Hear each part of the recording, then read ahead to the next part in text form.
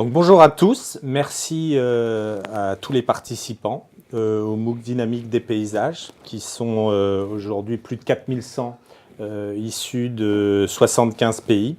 Et puis bienvenue dans ce premier live qui aura lieu donc tous les mardis pendant toute la durée du MOOC jusqu'au 27 juin.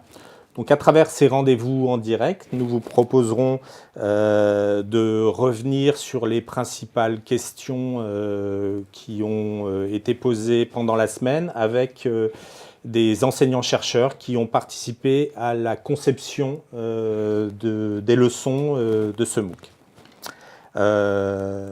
Donc moi je suis entouré de Caroline Sislik, qui est doctorante en esthétique à l'université Rennes 2, auteur de la leçon 4 de la semaine 1, Paysages, sites et représentations, et de Jacques Baudry, directeur de recherche à l'INRA en écologie du paysage, coordinateur global du MOOC et de la semaine 1, et auteur des leçons 1 et 5 de cette même semaine.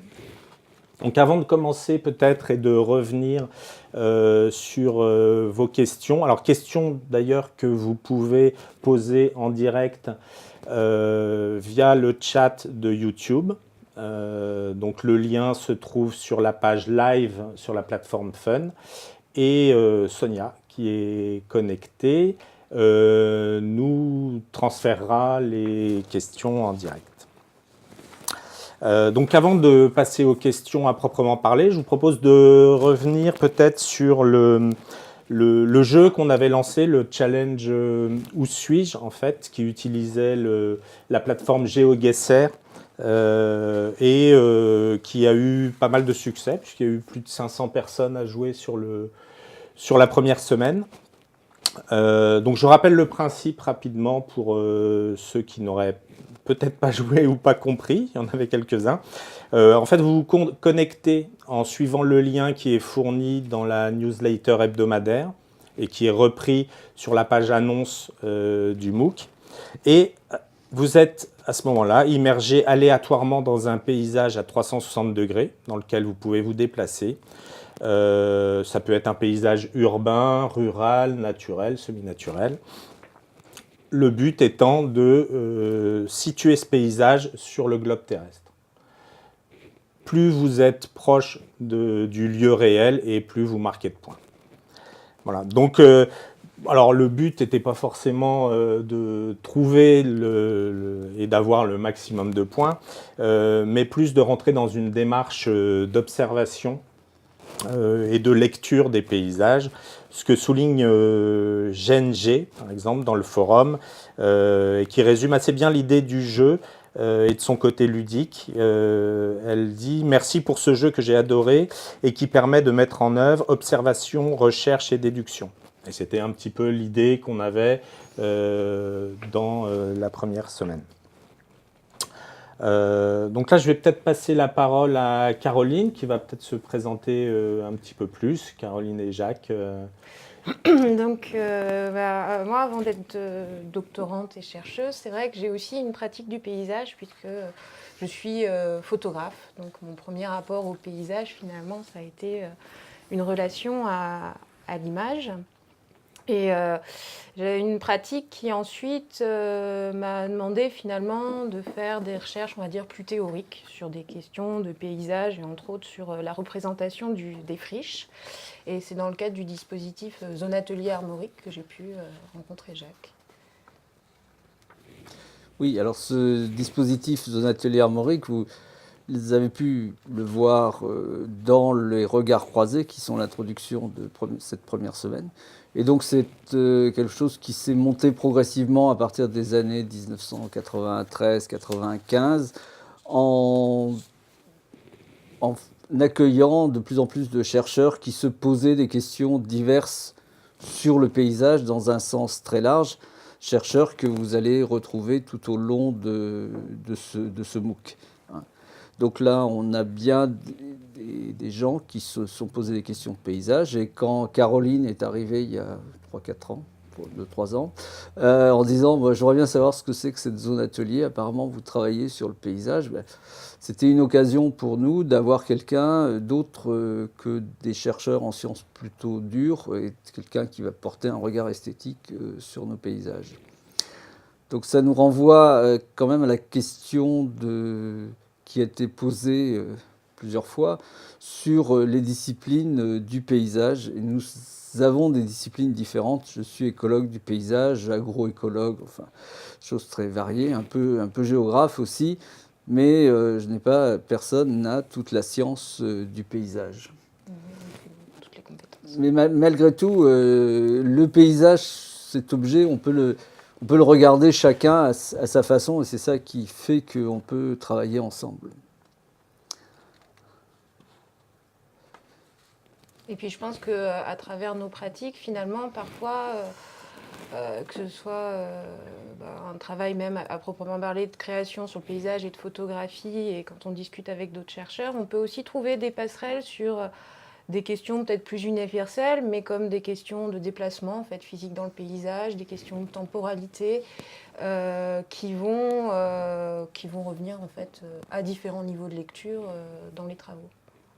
Oui, et puis l'écologie du paysage a ceci de particulier que ça a été quand même une rupture un peu importante par rapport à l'écologie telle qu'elle était dominante dans les années 70 et encore 80, où l'humain était un peu plus ou moins exclu de la nature, où il y a une scission très forte entre nature et culture, et l'écologie du paysage a dû prendre en compte et a pris en compte explicitement dès le début le rôle des activités humaines dans les dynamiques, la formation de ces paysages. Donc il est plus facile pour un écologue du paysage d'avoir une relation avec quelqu'un qui va s'intéresser aux aspects culturels et esthétiques qu'avec quelqu'un qui va s'intéresser simplement à la dynamique des populations de rouge-gorge ou d'escargots. Ouais, et puis aussi un autre aspect qui peut être intéressant, c'est que je pense que dans le processus de constitution de nos paysages, on a aussi finalement le paysage par définition, c'est une structure d'éléments hétérogènes, donc que ce soit des éléments que l'on va rassembler à l'intérieur d'un cadre en photographie ou ensuite des espèces pour l'écologue, des espèces qui vont être en interaction avec différents écosystèmes. En tout cas, il faut créer une structure. Et c'est une recherche dont l'aboutissement passe aussi par des questions de représentation, d'image, de quelque nature qu'elle soit. Et donc ça aussi, ça peut être des questions qui sont... C'est ce que vous pouvez voir dans les outils. Il y a des représentations à partir des photographes, enfin, des images satellites, hein, donc différents types de représentations qui vont donner différentes cartes. Et ensuite d'autres représentations qui se font avec des logiciels d'analyse de ces cartes et qui vont avoir un sens en écologie, en hydrologie, etc. Donc il y a la question de l'image, finalement tout le monde l'a, et vous allez voir plein d'images au cours des semaines qui suivent.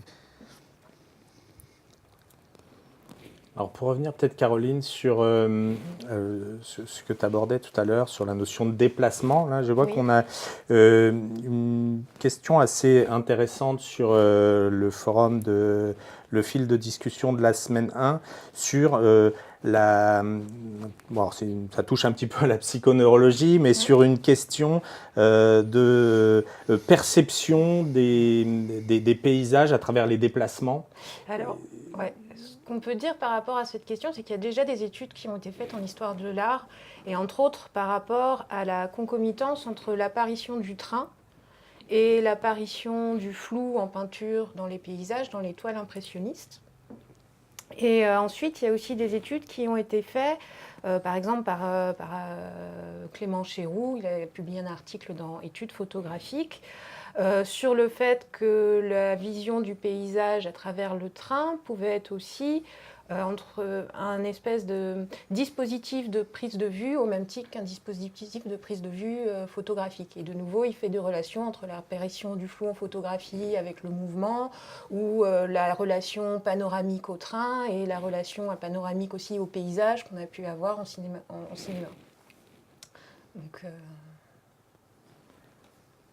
Donc cette question, oui, de tu parlais de neurobiologie, il y a aussi des travaux, bon, on n'en parle pas dans le book, mais sur la façon dont physiologiquement on va percevoir le paysage. Il y a des travaux en oculométrie qui font qu'on analyse les mouvements de l'œil pour regarder des images ou des paysages, et on voit là très bien que selon la culture, selon les connaissances que les uns ou les autres ont, on a des façons très différentes de regarder un même paysage. Ce qui renvoie aussi à la question de la mémoire. Si on a une certaine mémoire, au moins d'archétypes de paysage, on va essayer de retrouver tel ou tel élément. Si on est dans un bocage, on va essayer de retrouver des formes de taille d'arbres, ou si d'ailleurs il y a des tailles d'arbres en dehors des bocages. Et tout ça, c'est pas que de la mémoire, c'est finalement un rapport physique,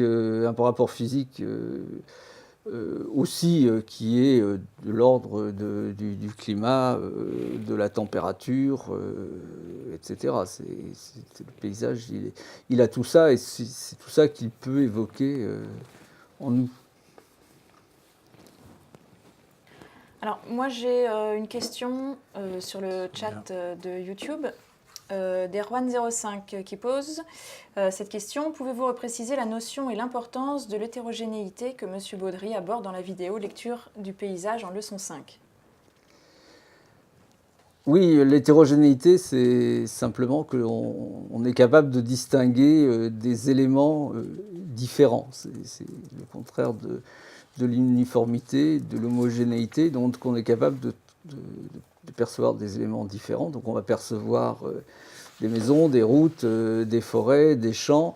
Et là, très certainement, la culture que l'on a du paysage joue énormément, puisque si on est un botaniste, on va distinguer aussi une hétérogénéité de fleurs, on va reconnaître des arbres différents. Ça se voit tout de suite, hein, même en hiver. C'est très bien l'hiver pour regarder les arbres parce qu'on n'est pas gêné par les feuilles.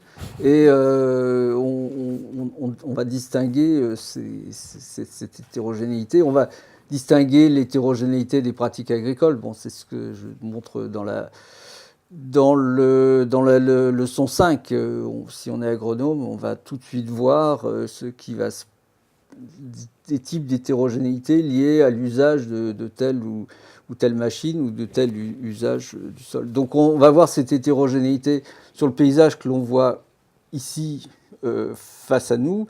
Et puis si on prend du recul, si on regarde le paysage d'avion ou de très loin, on va voir des différences finalement entre paysages. Je pense que si on fait un vol en avion entre Rennes et Paris, on va très bien distinguer la zone de bocage, la zone de champ ouvert. Si on fait le voyage en avion entre Paris et Los Angeles, on va aussi voir d'autres formes d'hétérogénéité. Donc l'hétérogénéité, elle va exister à toutes les échelles, et puis elle est liée à la fois à des processus naturels, ce qu'on verra avec la géologie, avec la végétation, et puis des hétérogénéités liées aux activités humaines, aux constructions, aux déforestations, aux plantations, etc. Et après, ça peut rejoindre aussi quelque chose que j'avais lu dans un livre de Ernst Gombrich qui s'appelle L'écologie des images. L'une des premières peintures en fait, qui aurait été nommée paysage, c'est un tableau qui s'appelle La Tempête de Giorgione. Et sur ce tableau, en fait, on voit une femme avec un enfant. De l'autre côté, on a un soldat. On a un vaste environnement plutôt naturel, une petite ville au loin. Et on a une tempête, on a un orage. Et l'hypothèse qu'il en faisait, c'est qu'en fait, on avait appelé ce tableau paysage parce que finalement, on n'arrivait pas à définir que le sujet, c'était plutôt la femme, ou le berger, ou l'environnement, ou l'orage, mais que c'était finalement tout un ensemble de ces éléments-là qui avaient fait l'essence même du tableau. Oui, ça me fait penser que dans les tableaux anciens, enfin, je ne sais pas si c'est dans les premiers, mais ce tableau sur le bon gouvernement que l'on peut voir à Sienne et que nous sommes nombreux à utiliser, je ne pense pas dans le MOOC d'ailleurs, et qui montre ce paysage de Toscane avec des reliefs très contrastés, et en même temps qui est le bon gouvernement. Il y a le mauvais gouvernement qui est un peu plus dégradé, donc on n'en tire pas grand-chose, mais où on voit à la fois la façon d'aménager, de faire des terrasses pour protéger les sols contre l'érosion, plein de choses. Et on voit aussi les structures sociales, puisqu'il y en a qui sont à cheval, il y en a qui sont à pied, etc. Donc le paysage tel qu'il est représenté là, finalement, c'est l'archétype de toutes les représentations de paysages intégrant nature et culture qu'on peut avoir plus tard. Et ça date de 1300 et quelques. Donc finalement, voilà, c'est intéressant. Jacques, peut-être qu'on pourrait revenir aussi sur une discussion assez intéressante sur, alors qui est en marge de la leçon sur les paysages sonores, sur la perception en fait des paysages. Parce que c'est vrai qu'on pense plus souvent à la vue, mais comme on l'a vu dans cette leçon, il y a le paysage sonore, mais il y a aussi l'odeur. En fait, tous les sens contribuent à cette fabrication entre guillemets du paysage. Et il y a un des apprenants qui parle aussi qui interpelle sur le fait que les espèces ont aussi forcément, des espèces animales, les non-humains, voilà, des perceptions forcément différentes du paysage. Oui, ça, elles ont des perceptions différentes. Bon, liées à plusieurs choses. D'abord à leur capacité de déplacement, selon la façon dont elles se déplacent. Un oiseau et un ver de terre vont voir le paysage de façon très, très différente. Et un ver de terre, ça a l'air de ne pas bouger, mais ça peut coloniser de génération en génération sur du temps très long. Et puis si on est un passereau, un petit passereau qui vit dans sa haie, on va avoir une vision très limitée. Si on est une buse, on va tout de suite voir, la buse voit des kilomètres carrés. Donc alors c'est le paysage, c'est de l'environnement, en tout cas elle est sensible à ça. Et le bruit joue un rôle important, puisque les oiseaux communiquent par le chant, hein, les insectes aussi, et les insectes communiquent aussi par les odeurs, par des phéromones, l'olfactif est beaucoup plus important que pour nous. Pour nous, c'est évidemment, certaines circonstances, c'est important. Donc tous ces flux qui se font dans le paysage et qui vont être liés au mouvement de l'air, qui vont être liés peut-être à d'autres composantes chimiques dans le paysage, fait qu'il y a une perception d'une certaine forme d'hétérogénéité. Et c'est comme ça que des insectes des mâles et des femelles vont se retrouver à distance à travers cette forme d'hétérogénéité dans les paysages. Et d'ailleurs, dans la leçon, dans la semaine 4, qui traite de l'écologie du paysage, posait la question du rapport entre les différentes espèces et puis nous, ce que l'on perçoit comme paysage. Et il peut y avoir des études de comportement aussi dans le paysage, par exemple, si on prend des chevreuils qui vont essayer de se déplacer en étant plus ou moins cachés, ils craignent qu'il y ait une présence humaine, quoi.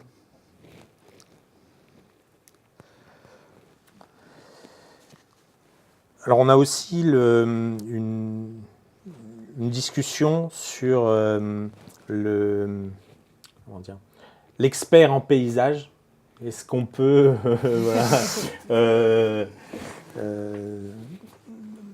avoir, on l'a un peu abordé en début de direct, là, de discussion, mais Carlo 74, en fait, en revenant sur interdisciplinarité et pluridisciplinarité, il demande: un expert en paysage est-il donc un coordinateur, un diplomate, un spécialiste de mise en commun des différents intérêts souvent incompatibles?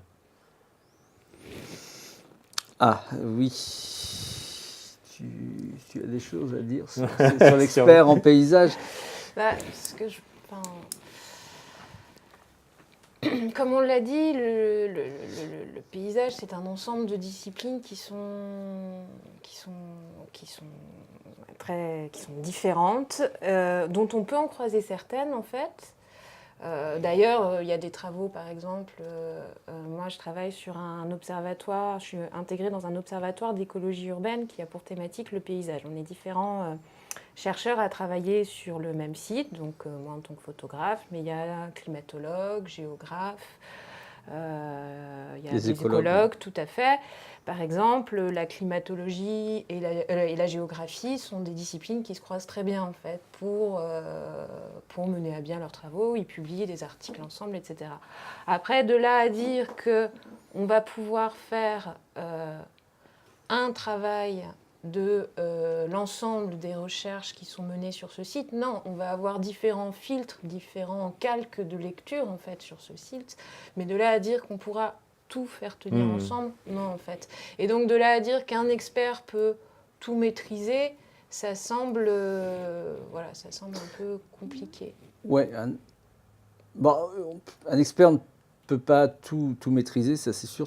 On ne peut pas avoir les bases techniques pour tout maîtriser.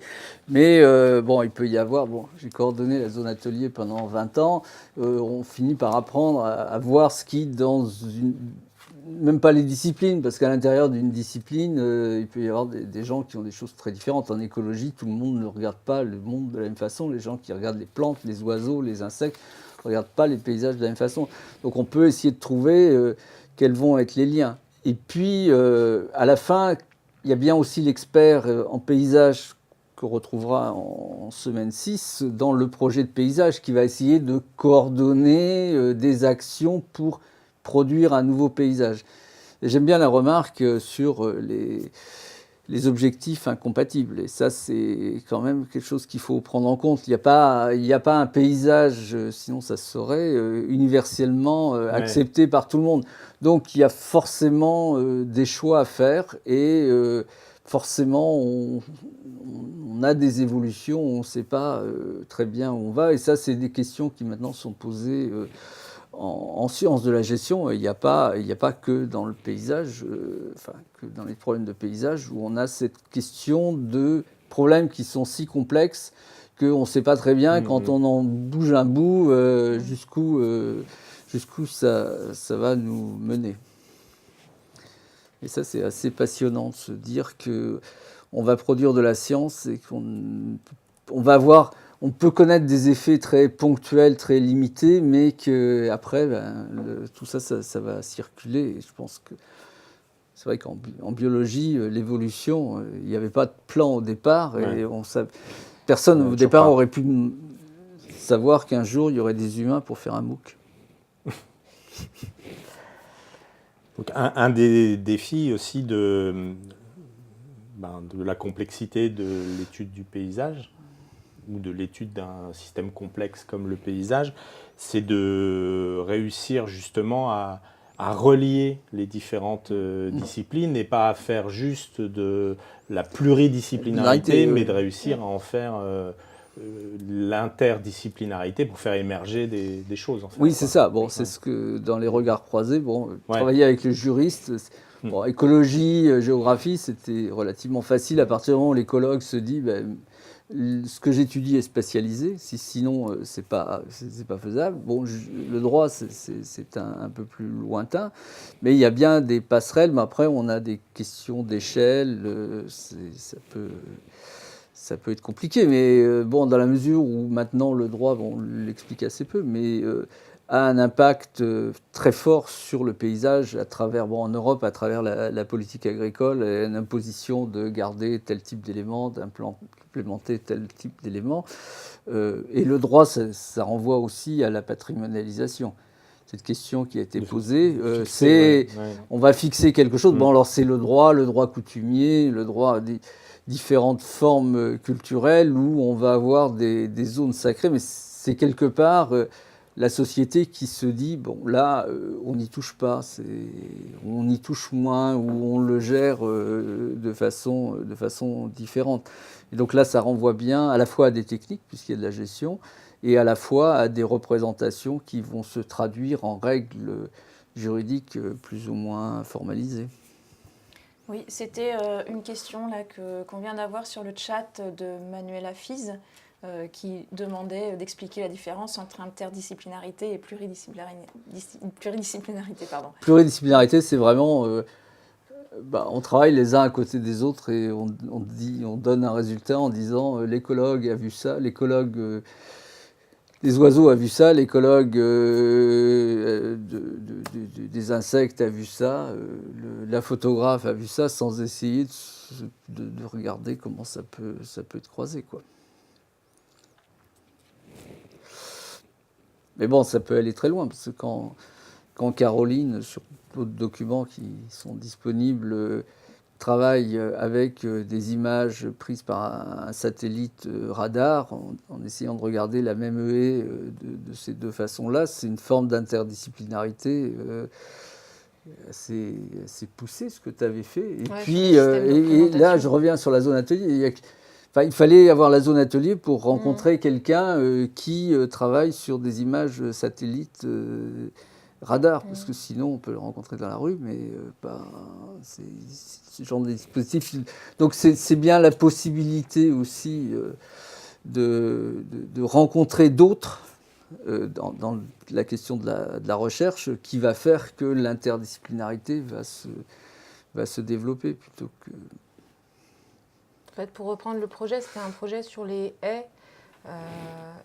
C'était une doctorante qui, en fait, étudiait les haies. C'est la doctorante qui présente, qui est Julie, qui présente les outils télédétection, oui.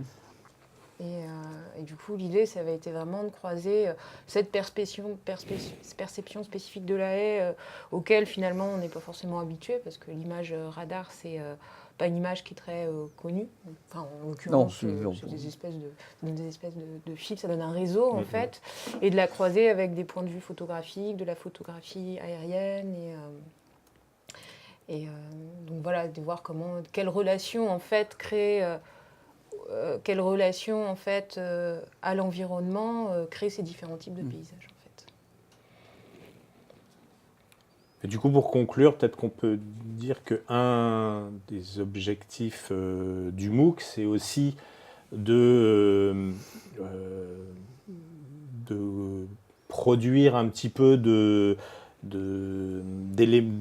d'éléments communs, de vocabulaire commun, de culture commune à plein de disciplines, parce que pour travailler ensemble, il faut se comprendre, il faut partager un petit peu des concepts quand même, comprendre la thématique de l'autre.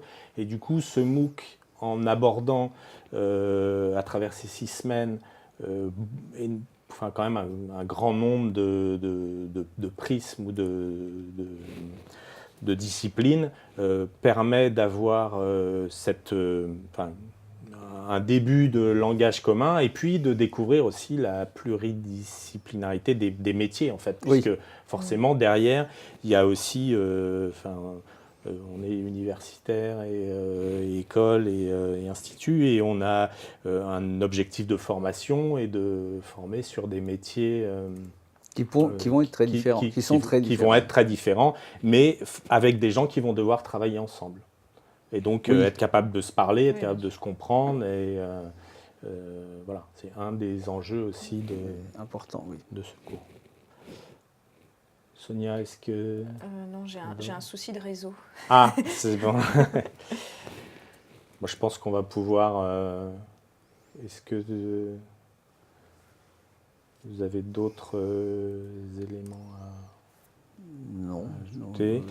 On va pouvoir se donner rendez-vous déjà sur le forum, puisque là, la semaine 2 est commencée depuis hier. Qui aborde les temps longs, la géologie, la préhistoire, l'archéologie. Et donc, vous donnez rendez-vous mardi prochain pour le direct de la semaine 2, donc avec un auteur de cette semaine qui sera avec nous ici la semaine prochaine. Voilà, je vous remercie et puis je vous souhaite une bonne soirée. Bonne soirée. Merci. Pour ceux qui sont sous notre fuseau horaire.